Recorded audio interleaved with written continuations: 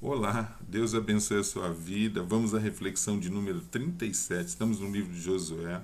Hoje nós vamos ler do versículo 9 até o versículo 23 e essa leitura será realizada na Bíblia NVI.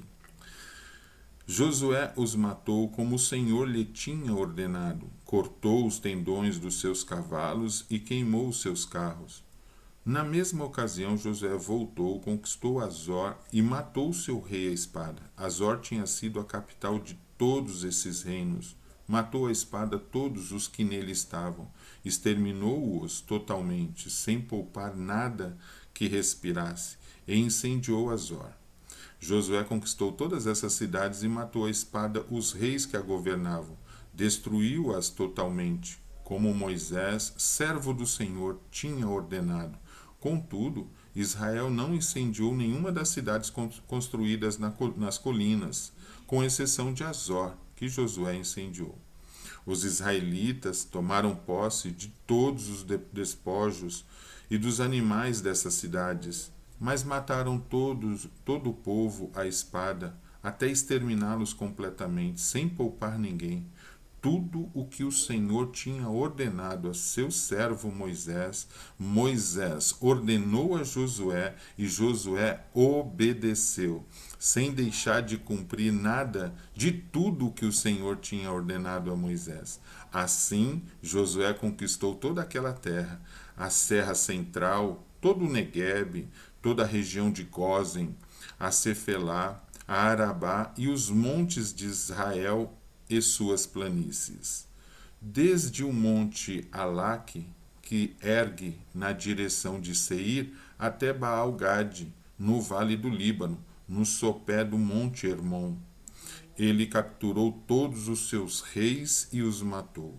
Josué guerreou contra todos esses reis por muito tempo, com exceção dos heveus que viviam em Gibeon. Nenhuma cidade fez a paz com os israelitas, que a todas conquistou em combate. Pois foi o próprio Senhor que endureceu seus corações para guerrearem contra Israel, para que eles o destruísse totalmente, exterminando-os sem misericórdia, como o Senhor tinha ordenado a Moisés. Naquela ocasião, Josué exterminou os Enaquins dos montes de Hebron, de Débir e de Anabe, e todos os montes de Judá e de Israel. Josué destruiu-os totalmente, e também as suas cidades. Nenhum Enaquim foi deixado vivo no território israelita. Somente em Gaza, em Gate e em Asdote é que alguns sobreviveram.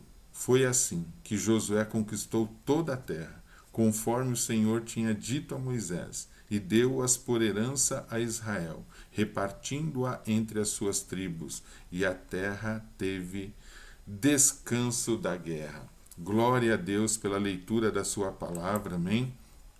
Que maravilha, né? Nós estamos agora num ponto tão glorioso, né?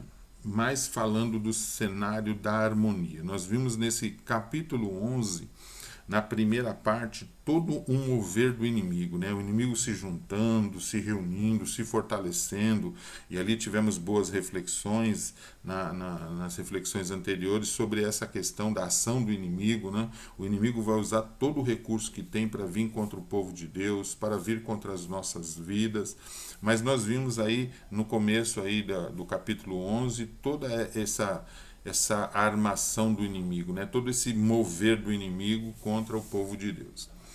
Na outra reflexão, que nós fomos até o versículo 8, nós vimos ali agora a ação de Deus e pudemos ali verificar coisas importantes, como Deus não está sentado de mão cruzada, só vendo as coisas acontecendo. Não, o Senhor, ele é dono da história, o Senhor está agindo em todo o tempo. Então, assim como bem lá no início do capítulo 11 nós vimos a ação do inimigo, logo em seguida nós vimos e tivemos aí boas reflexões, alegramos os nossos corações de ver também o mover de Deus, que Deus não está parado, Ele está se movimentando, mesmo que a gente ainda não entenda, mesmo que a gente não consiga enxergar direito, mas Deus está ali por trás, ali, ó, regendo toda a história. Isso é glorioso.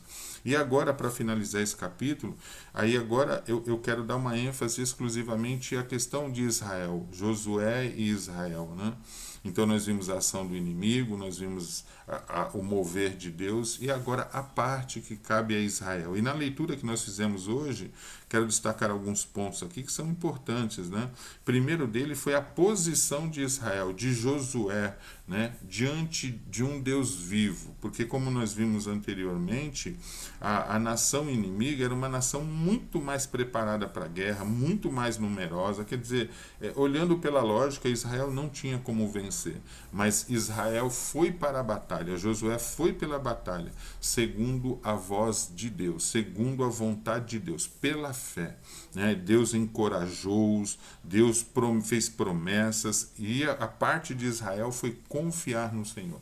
Isso aqui, nesse ponto, nós vemos um ponto muito importante, né, na questão de Deus, é que, primeiramente, né, ele se deixa, né, ele se deixa ser entendido. O Senhor se revela quando o povo, quando nós nos colocamos na presença do Senhor. Isso é maravilhoso, de saber que Deus fala com o seu povo. Existe uma parte que é nossa. Nossa parte, primeiramente, é cultivar a fé.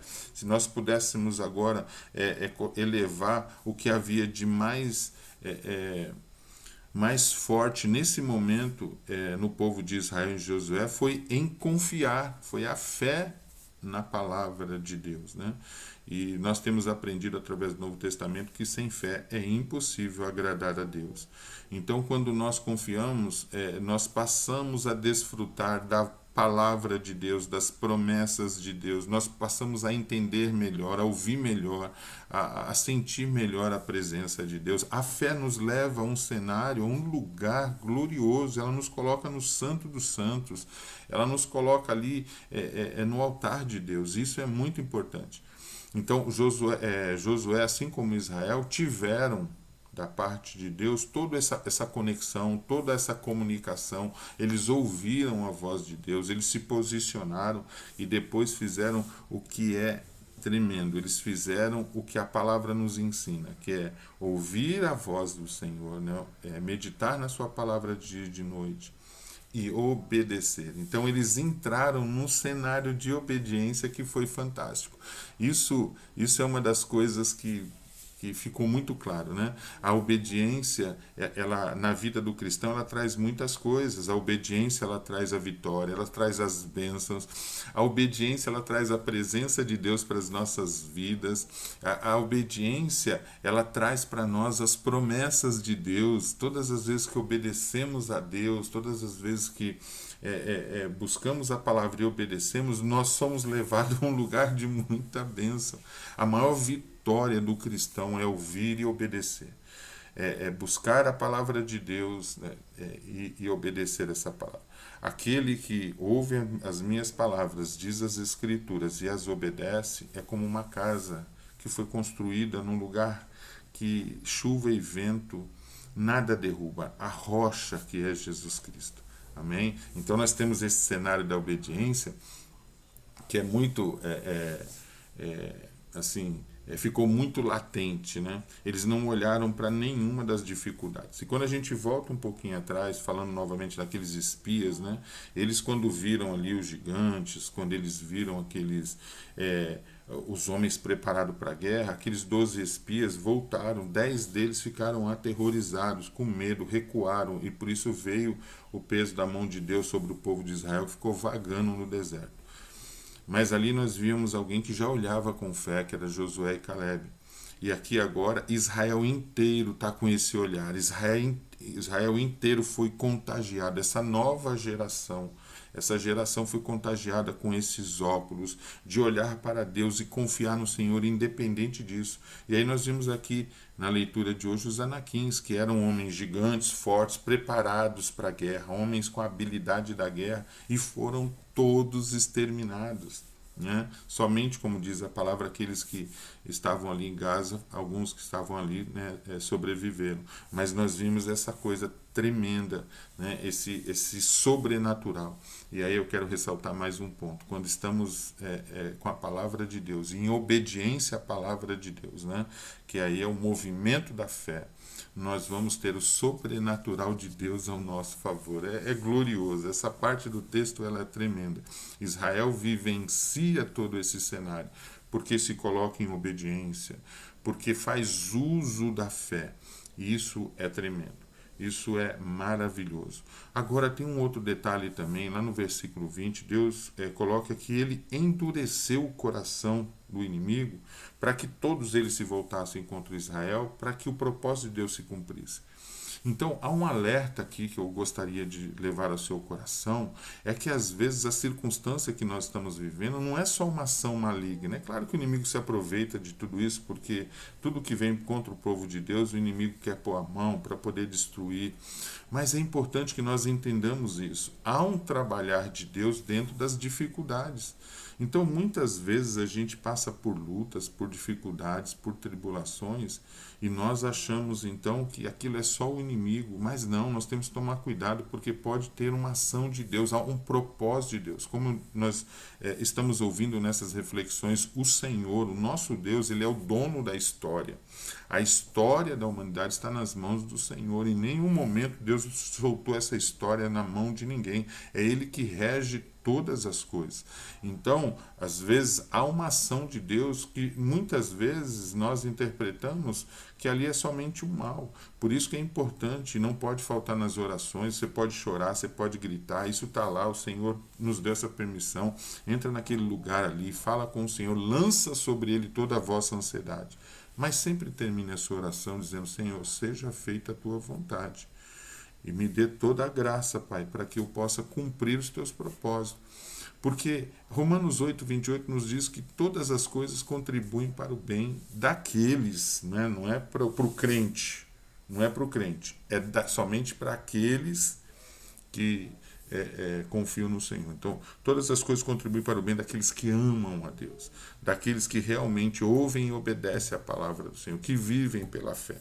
Então, ali muitos hoje se intitulam como crentes, mas poucos vivem pela fé. Poucos meditam na palavra do Senhor e menos ainda obedecem essa palavra. Então, essa promessa de Romanos 8, 28 é para um grupo específico. Então, todas as coisas contribuem para o bem daqueles que amam ao Senhor. E é o cenário que a gente assiste um pouco ao ler essa parte, esse final aí do capítulo 11, né? A gente vê Israel dentro desse cenário. Eles nem questionaram Deus, eles nem apresentaram prerrogativas ao Senhor. Eles simplesmente ouviram a voz de Deus. Josué, Israel se lança contra o inimigo e exterminaram o inimigo. E é interessante que isso foi obedecido. É importante olharmos também agora para esse cenário de Israel e focarmos também um pouco no cenário da família. Né? É importante nós ressaltarmos esse ponto aí da questão familiar, porque a questão familiar é uma questão que tem aí dentro desse cenário da igreja, né? Uma importância muito grande. Uma família bem estruturada, igrejas que têm famílias bem estruturadas, é uma igreja mais forte, né? É uma igreja também mais estruturada. Grande parte das batalhas que temos está no âmbito familiar. E ali, às vezes, o marido é convertido, às vezes, e a esposa não, às vezes a esposa é convertida, o marido não, às vezes os filhos são convertidos, os pais não, às vezes os pais são convertidos, os filhos não. Então há um ajuste tremendo nessa questão familiar. Mas pensando na questão da família, agora nós estamos olhando para o povo de Israel e agora nós vamos estreitar, nós vamos sair do abrangente e um pouquinho mais para o particular, olhando agora, assistindo um pouco da família. É importante agora nas nossas reflexões entendermos que nós temos que deixar essas marcas dentro da nossa família. Você é homem de Deus, você é mulher de Deus. Eu sei que a vida parece uma loucura, tem um corre-corre, mas lembra-se que nós estamos sendo assistidos. E nós precisamos ser assistidos de uma forma a contribuir com o crescimento da vida das pessoas, porque somos a imagem de Cristo, somos uma carta escrita. Então veja bem, quando Israel passa por tudo isso, né, agora focando na família, é importante que a família veja naqueles que servem ao Senhor, vejam pessoas primeiramente comprometidas, pessoas, homens e mulheres de fé, seja o pai, seja a mãe, seja o filho. Isso pode trazer uma bênção grandiosa para dentro dessa casa e inclusive levar muitos aos pés do Senhor, né? Quando nós temos experiências tanto físicas como espirituais na presença do Senhor. Esse exemplo de alguém que ouve a palavra, que sai, que é vitorioso, que obedece a Deus, que tem essas bênçãos que são provenientes daquele que ouve e obedece a palavra do Senhor, daquele que anda de fé em fé, né? O justo viverá pela fé. Então, quando a família assiste isso, aqueles que estão distantes, aqueles que não conhecem ao Senhor, eles vão começar a ver o sobrenatural de Deus na sua vida. Você vai passar assim por lutas e tribulação, mas a família acompanha, eles vão ver o desfecho final. Às vezes no meio da batalha parece até que nós estamos perdendo. A família vai ver montanhas se erguendo ao nosso redor, o inimigo, né, os problemas vindo como uma avalanche, mas ao chegar no final da batalha, eles vão ver a grande vitória, o grande poder de Deus, a promessa de Deus, o benefício que há na vida de uma pessoa que vive aos pés do Senhor. E isso pode converter vidas. Então, o nosso lar cristão está precisando desse exemplo que Israel deixa aqui com Josué, de ouvir a voz de Deus, de obedecer, de confiar. Enquanto muitas vezes a família entra no desespero, você está lá confiando, você está sempre com uma palavra de ânimo, você está sempre com aquela presença de Deus na sua vida, aquele semblante sereno. Então nós precisamos nutrir a nossa família com isso, né? Eles precisam ouvir que nós somos homens e mulheres que ouvimos a Deus, que Deus fala conosco, né? Isso é muito importante. Como os pais, não podemos de maneira nenhuma negar isso aos nossos filhos. Como filhos, nós não podemos negar isso aos nossos pais. Como irmãos, nós não podemos negar isso. Amém? Essa é a nossa grande essência.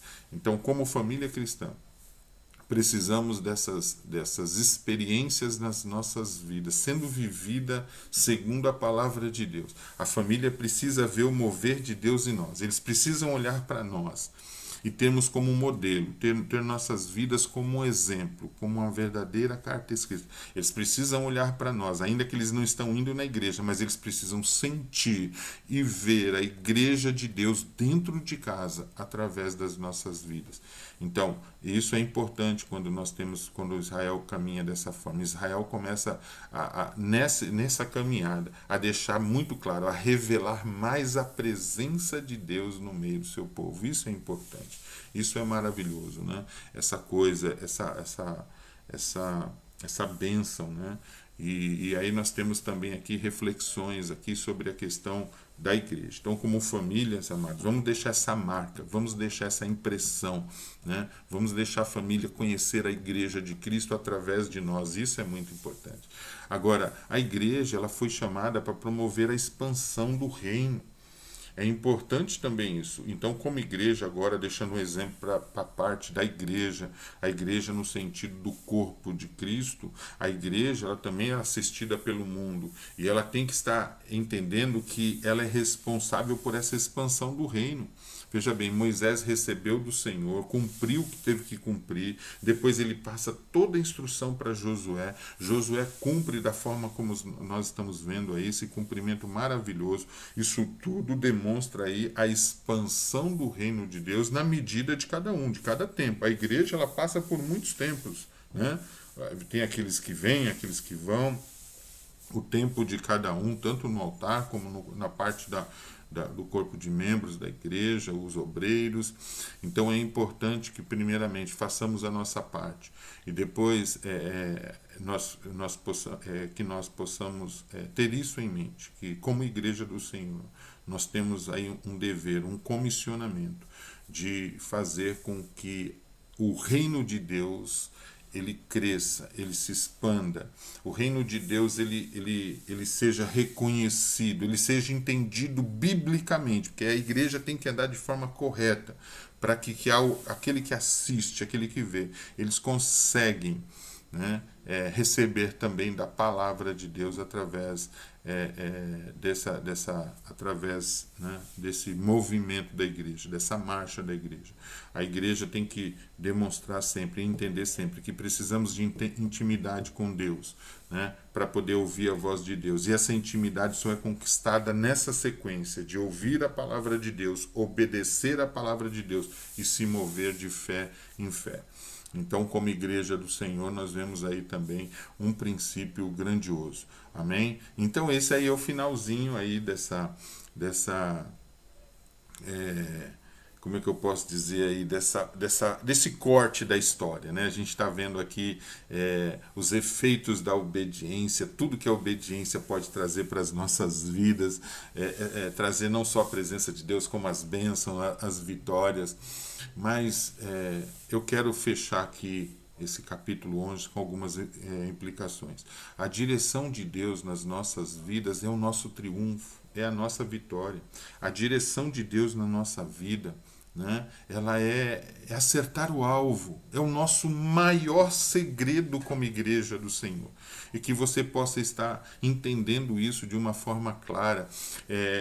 Isso é muito importante. É importante também, nós vimos nesse texto, e agora fechando aqui nessas considerações aqui finais desse capítulo, que diante da circunstância, Deus também age. Isso fica muito claro, não só nesse texto, como em outros, onde Deus endurece o coração de Faraó, que endureceu o coração do inimigo, para que o inimigo, né, viesse contra mesmo Israel e a vitória pudesse se estabelecer ali. Então, Deus, ele se move nas circunstâncias. Então, claro que você pode orar, a luta está difícil, peça a Deus, mas a gente sabe que no final, você que tem uma consciência cristã, você sabe que você precisa chegar do outro lado. Não dá para você, no meio das coisas, falar, Senhor, me tira dessa luta e me coloca num lugar de pastos verdejantes. Isso não acontece, né? É importante que você entenda que nesse cenário você precisa chegar do outro lado. Mas quando você chegar do outro lado, ao passar pelas lutas e tribulações, Deus fez um trabalhar na sua vida fantástico. Deus te fez crescer, Deus te amadureceu, Deus te enrijeceu. Então nós temos que passar. Romanos 8, 28. Tudo contribui para o bem daqueles que amam ao Senhor. Então isso também precisa ficar muito claro na reflexão, aí nessas reflexões do capítulo 11. E também diante da circunstância, da dificuldade, às vezes nós sentimos a sensação de que Deus nos esqueceu, que Deus está silenciado, não fala nada, Ele não está abrindo a sua boca, mas entenda isso. O texto deixa muito claro que o nosso Deus, primeiro, é um Deus vivo e Ele está se movendo ao nosso favor. Claro que Ele está cumprindo o seu propósito, há um trabalhar de Deus universal e vai pegando cada vida, cada família, cada igreja, né, que forma o corpo no modo geral sobre a face da terra. Então Deus está trabalhando no nosso individual, em nós como família, em tudo isso que já refletimos, em nossas vidas, né, no cenário do corpo de Cristo, da igreja. Então são várias igrejas sobre a face da terra e Deus está agindo. Cada igreja tem a sua força, cada igreja tem os seus dons, os seus talentos, ela tem a sua essência, ela tem o seu nicho ali onde ela trabalha, o seu alcance, ela é mais voltada àquele grupo, aquele cenário, aquelas pessoas, aquela cultura.